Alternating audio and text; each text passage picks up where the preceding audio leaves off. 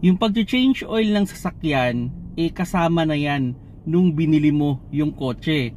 Actually, may naitanong lang sa akin na bakit daw kailangan i-change oil yung sasakyan. Medyo medyo parang napaka-basic naman yata nung tanong, pero bakit nga ba kailangan nating i-change oil? Well, yung oil kasi isa yan sa mga top reason para magtagal ang inyong sasakyan o yung inyong makina. Hindi kayo tumirik, hindi kayo gumastos ng malaki.